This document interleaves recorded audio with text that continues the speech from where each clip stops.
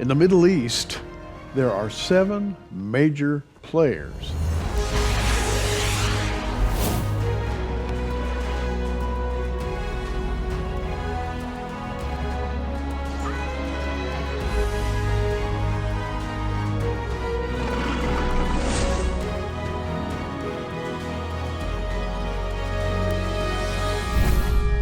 And here to talk about those 7 major players is our good friend Bill Koenig. Bill, welcome back. Thank you, Gary.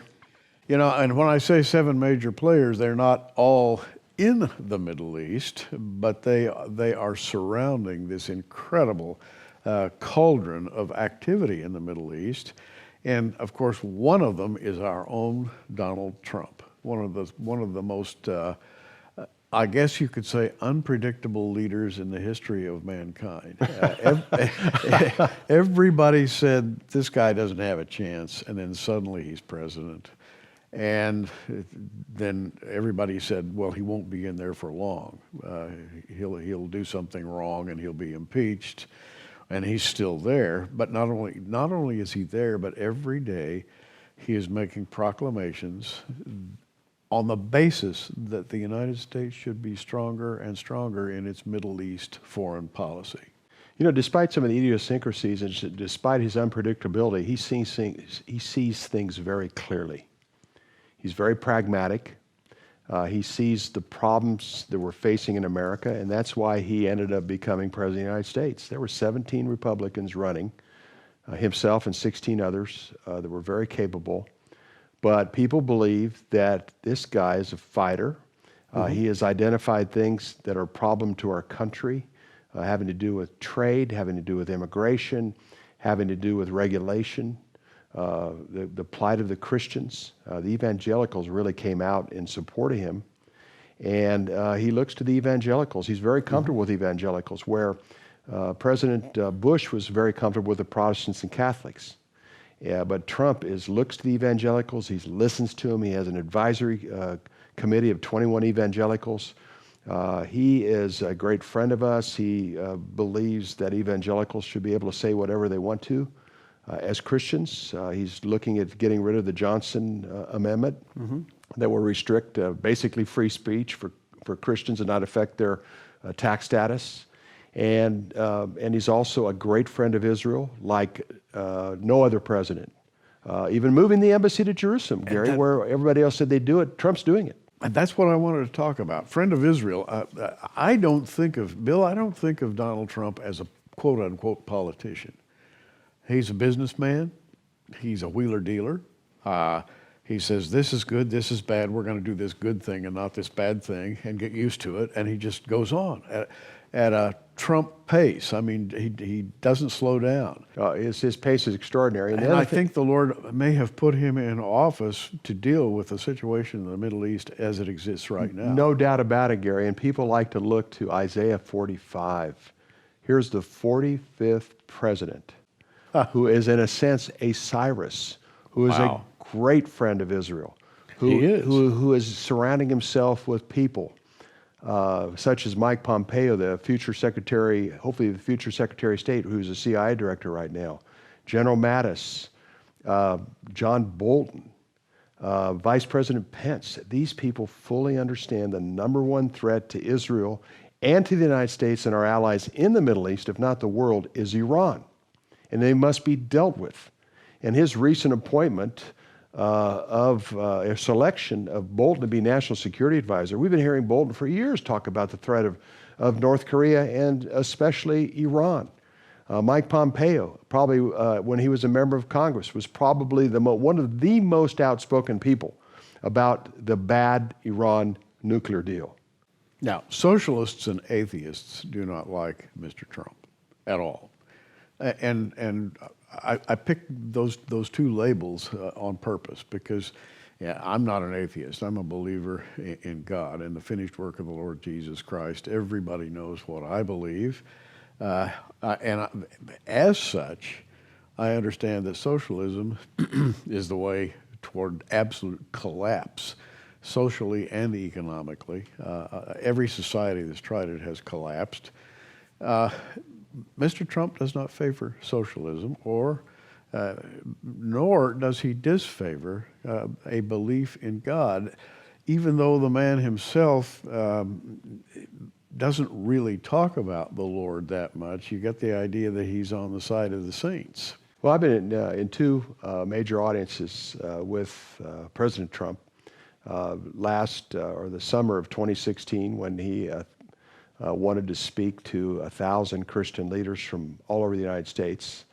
We met at the Marriott Marquis for an all-day event, and it was fantastic. The way he was received, he's extremely comfortable with us.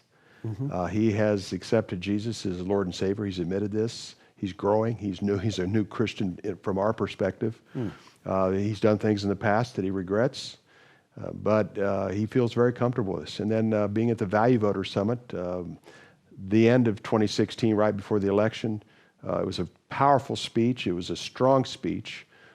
He's a fighter, a warrior, and he's just extremely comfortable with us, and he trusts us. Trump's big on trust and loyalty, and Pastor Jeffers, Franklin Graham, Mike Huckabee, Dr. Dobson, Tony Perkins, and others that are leaders have advised him, have supported him, and they've taken a lot of heat before he became president. But boy, he has put tons of positive conservative judges in the courts with the help of Senator Grassley. We have a wonderful, Gorsuch has been a wonderful Supreme Court appointee to replace Scalia. There's a chance he's going to be able to replace 1, 2, or maybe 3 Supreme Court judges with conservatives.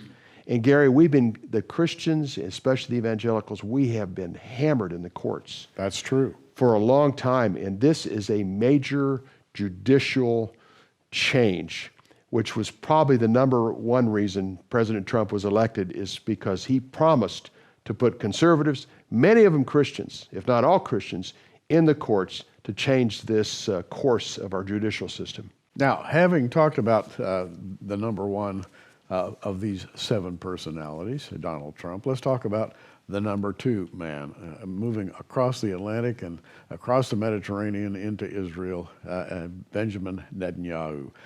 Very important man today, one of the most important leaders in the world. Well, Prime Minister Netanyahu is a strong leader. He is one that 75 to 80% of Israelis, despite his potential legal problems, want him as the leader of Israel dealing with the threat of Iran and Syria. He is decisive. He was a special ops guy himself. He lost his brother in Entebbe.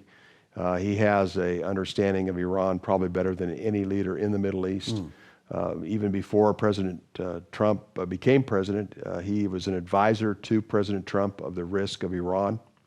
He continues to, along with Israeli intelligence, inform the White House and the National Security Team, which are very pro-Israel, which is a blessing, John Bolton and others, and Mike Pompeo, that the number one threat to not only Israel in the Middle East and the Persian Gulf is Iran. Wow. And they have to be dealt with. So he is Prime Minister Netanyahu. I don't know what's going to happen with some of these legal issues, but but as we talked about previously, Gary, we're moving into a period of time where Israel's going to need as strong a leader as they've ever had before because of the Iranian threat that's growing daily north of them and all the way over to the Persian Gulf. Stage is set there. Let's talk then about leader number 3, Vladimir Putin. Very interesting man, almost a chameleon. He appears in many different guises. Even wears a cross around his neck. He wears a cross. He recently published a video of receiving baptism, and he made a very, very big deal about it. Through the Russian Orthodox Church, yes. The Russian Orthodox Church. So let's talk about Vlad Putin. Well, I think chameleon's a great way of putting it. I think, here's a well-educated man who also was a KGB spy master. Yeah. He is a chess player. I think a lot of people in the United States look at things very one-dimensional, but when you look at Russia and Iran, these are strategic, three-dimensional chess players. They're very wise. They have a plan. And they're patient. And Putin wants to be a player in the Middle East. in the United States during Obama's time was trying to get out of the Middle East to have any kind of influence at He all. probably wants some of that oil in the Middle East, wouldn't Well, you? he'd like to have some more oil, but he'd also like to see a higher price for the oil that they have. Russia has a tremendous amount of oil, but their economy needs $100 plus oil. And if there was a stop or a delay of oil coming out of the Persian Gulf, he would be one of the #1 benefactors. So Russia still has a tremendous amount of oil. They also have their eyes on the Arctic, where there's a tremendous amount of oil reserves and natural gas reserves. So he obviously has a very significant role in Syria, and he is developing, trying to improve his relationship with Egypt. His relationship with Turkey, Turkey-Russian relations were very tenuous, but it's improved dramatically over the last couple of years. And even though Russia and Iran have their differences, they both enjoy being a thorn in the side of the United States. Yeah. Plus, Putin is not too worried about the paper tiger NATO. If the United States is not strong, then NATO would be even more paper tiger. So he's going to test some things. But he also, what happened just with this recent attack by Israeli missiles into Syria, and the United States response, and also the United States response about the Syrian gassing, Moscow said, warned the United States, don't get involved with Syria any further. So this will be very interesting to see how we handle that threat. Now let's go to the fourth man, and that would be Turkey's leader, Recep Tayyip Erdogan. I have heard him described as an absolute fiend. That is to say, you do not want to get between him and his goal. He's a fierce man. Yeah, he's very committed to becoming one of the leaders, if not the leader, of Islam in the Middle East. Yeah. He would like to reform the Ottoman Empire when it was a major power in that region. He is close to Hamas. He's called Netanyahu barbarian over their recent problems with Gaza, while he and his troops are doing some horrible things in northeast Syria and Afrin. Cruel things to the Kurds.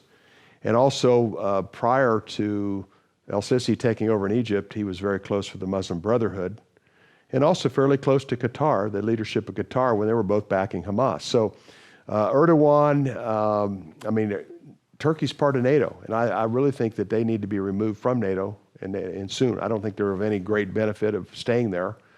He's worked the migrant crisis in Syria to the point that probably over an additional million plus are living in Europe now because of Erdogan. So, they just had a meeting. It was Putin, Erdogan, and Rouhani, the president of Iran, just recently in Syria, in Turkey, to talk about and address the future of Syria. So, obviously another very significant player. Okay, now we come to Ayatollah Khomeini, or Khomeini, I guess is who we're talking about. Yeah, Khomeini. Yeah. Khomeini, not Yeah. Khomeini. And these names sometimes get the better of me. But Khomeini was the first supreme leader of Iran, and Khomeini is the second supreme leader. I'm glad I made that mistake, so you get the benefit of the explanation. The thing is, Iran is, what should I say, a power, a major power in the Middle East. And they have their eyes set on very, very big spoils. Well, their plan is to have a Persian Shiite Islam caliphate where they control the Middle East. The whole thing. The whole thing. Their start is their country, Iran. Iraq is a majority Shiite. They have a lot of control over Syria. They've bankrolled Hezbollah, the terrorist organization Hezbollah that has 150,000 rockets pointed at Israel. And Hezbollah is basically the leadership in Lebanon. So their land bridge is almost complete, but up in the northeast part of Syria, the United States, 2,000 troops and Kurdish fighters are keeping the land bridge from being completed in its entirety. So, we understand the #1 threat in the Middle East is Iran. What is the Trump administration going to do with Iran? Yeah. This is going to get very interesting. I have an Arab journalist from Baghdad told me these are really smart strategic thinkers.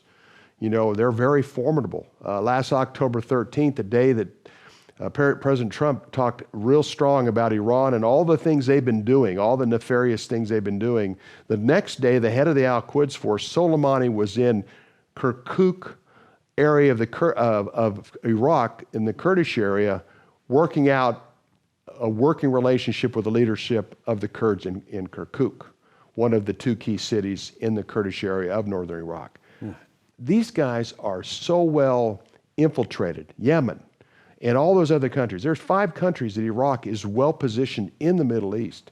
So to deal with them, and Khomeini, who talks about constantly of eliminating the problem in the Middle East, the Zionist of Israel, has to be taken very serious. And he continues to bash Israel. A previous administration was very favorable to Iran. Well, the Iran nuke deal and the transfer of $150 billion of Iranian funds to Iran has empowered them.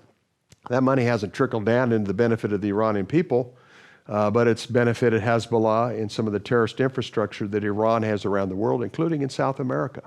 Now we've been talking about one branch of Islam in Iran.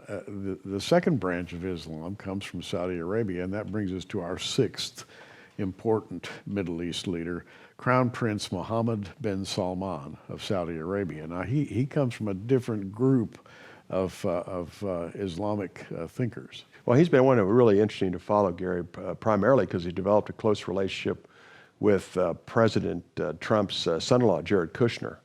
And I got to give credit to Kushner from this perspective, is he opened up an opportunity for President Trump to speak to the leaders of the 57 Islamic countries in Riyadh in May of last year. Well, this is unbelievable. We've never had an American president address them.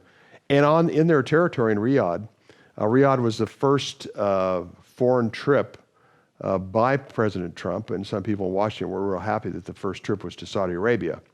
But the purpose is to develop a closer relationship with the Sunni Arabs, who have developed a closer relationship with Israel, which is part of the benefit of the Iran nuke deal, is the Israelis and the Sunni Arabs are working closer than ever before because of the threat of Iran to not only Israel, but also to the Sunni Arab countries, the border of the Persian Gulf, and especially Saudi Arabia. And, Kushner has opened up a lot of doors for Prince Salman. He's been very favorable towards Israel. Wow. He said that Israel has the right to their own land. He has a great appreciation for Israel. He came to the United States. He's part of a 3-week trip. He's met with 4 U.S. presidents. He met with Bill Gates, Jeff Bezos of Amazon, Michael Bloomberg. His sovereign fund invested $400 million in Rahm Emanuel's brother's Hollywood entertainment company. $400 million Saudi sovereign money going into Ezekiel Emanuel's Hollywood marketing company that does tickets and promotion. And he met with Jewish rabbis in New York City. It was extraordinary. He met with Christian leaders. I mean, this was a 3-week charm offense. Wow. And at the same time, committing $65 billion plus to buying weapons from the United States, which he did actually it was late last year. So he's an interesting guy to follow, but he fully understands his number one concern is Iran. And he knows the United States and Israel has the firepower to help him. Old Persia, the Bible calls it Persia, but it's a powerhouse. And it's almost the axle around which everything is rotating. Absolutely. Yeah. It's huge. It's so significant. Now, our 7th man, Jordan's King Abdullah II. Very much a Westerner in the way that he dresses and speaks, and he quite charming. And he seems to be a man of peace who might almost be said to favor Israel in some ways. Well, King Abdullah II is very much like his father, King Hussein. King Hussein was probably one of the most popular Middle East leaders, maybe in all time. Just very well liked, very well respected. His second or third wife was an American. They had a lovely relationship. And King Abdullah has a lot of his father's traits. His son went to Georgetown, or I think he's still at Georgetown University. He's in the past got along with the Israeli leadership very closely. But he really wants a Palestinian state primarily, and most of all for his own protection. He's the one that's pushed the two-state plan very significantly. He's the one that talked George W. Bush getting re-involved in the peace process. And he's also the one that's called, we want a future Palestinian state, but we want Israel to buffer it. We want Israel to be on our border, then the Palestinian state, which says a lot about his concern about a future Palestinian state. His wife's Palestinian, and a majority of Jordan are actually Palestinians. Wow. You're going to have a lot to talk about at the next prophecy conference this fall. Absolutely. October 12th, 14th, 2018, the second annual Prophecy Watchers Prophecy Forum. And I want you to know, we've got a lineup that we'll be talking about in the very near future that's just phenomenal, including Bill Koenig. Our second annual Blessed Hope Prophecy Forum is not far away, and here to talk about it, Bob Ulrich. The Prophecy Watchers are coming back to Norman, Oklahoma, October 12th through 14th, 2018. We're going to be back with 30 of the leading names in Bible prophecy. I'm sure you recognize many of the names: Gary Stearman, Tommy Ice, L.A. Marzulli, David Reagan, Jan Markell, Bill Koenig, Don Perkins, Andy Woods, Gary Frazier, Bill Salas. It's literally one of the biggest one-of-a-kind prophecy conferences in the world today. It is, Bob, in a year, the year 2018, which just happens to be prophetically important. 30 speakers delivering over 60 messages. You can register for this great event at prophecywatchers.com, or you can call our ministry toll-free at 888-722-0008. Can you imagine what's going to happen between now and October? Gary, every 12th? month is changing. It's just, as you and I know, every month is building. April is going to be a very significant year. It always is. Matter of fact, since 2006, the nation that's dominated the month of April news-wise has been Iran, which is very interesting. Also, the fact that period of April 19 and 20 is very significant. We had some major wars in the United States began right at that period of time. But we also, Israel also has a history around that April 1920 date, which is Mohammed was born on April 20th. Hitler was born on April 20th, which is very interesting because obviously those were two of the greatest enemies of the Jewish people ever to live. And then this year, Israel's having their 70th anniversary on their Jewish calendar for 70 hours beginning April 18th through the 20th, because that's right at the 70th anniversary point of Israel becoming a state on that date as well. So this April's going to be huge, Gary, and as you and I both know, every month that builds on April up until your conference in October is going to be extraordinary. And we're going to follow it very closely. This year has to be phenomenal. The 7 men Bill talked about, very powerful characters, and they have been brought together, I think, for this time in which we They live. are the leaders of the final day nations. Isn't that amazing? They are, Gary. I mean, they are so perfect, type and cast, and actually, in a lot of ways, we believe the leaders that are going to help accelerate us into the final day completion, the taking of the church, the final 7 years, and the leading up to the final battle for Jerusalem, which is Armageddon, and then Yeshua, Jesus Christ, return to Jerusalem. Amen. I think by now most of you who have followed Prophecy Watchers realize that we carry Bill's books. We have a book and a DVD here, both entitled Eye to Eye, and it's Bill's unique way of looking at global politics because the Lord controls this world, folks, even though you don't think so. It looks like 7 men plus a few others are controlling the world. Not true. God's controlling the world. Absolutely. And if you know how to look at it, as Bill does, and sort of bring a scriptural viewpoint or perspective into politics, suddenly you begin to see, wait a minute, the Lord is not passive. He's actually doing things today, right? Absolutely. It's awesome, Gary. You know, the fact that we are a small percentage of the church that fully understands that the 27% of our Bible, which is Bible prophecy, is as literal today as ever before. It is so, we are watching God's plan, his ultimate plan in the Bible, and following what the Jewish prophets predicted thousands of years ago up to the completion and the return of our Lord. and you're also watching Man's Plan, as in this book, Revealed Obama's Legacy. You were essentially reviewing Obama's legacy, and call it what you will. It didn't seem very godly. Well, the Lord allowed him to be president 2 terms. He could have been stopped, but Obama, too, like all our past presidents, have had a prophetic role. The Iran nuke deal is probably done more to accelerate final day events than anything that's taken place in previous administrations. A president now that's going to deal with the Iran problem. And so I document 7 chapters that specifically document on things that many people weren't aware of to help them better understanding how we got to where we are today and where we're going in the future. We're calling the DVD and the 2 books the Presidential Package. And for your gift of $50, free shipping anywhere in the United States, you can have these. Bill has a very unique perspective. If you haven't read his books, if you haven't seen the DVD, you need to do so.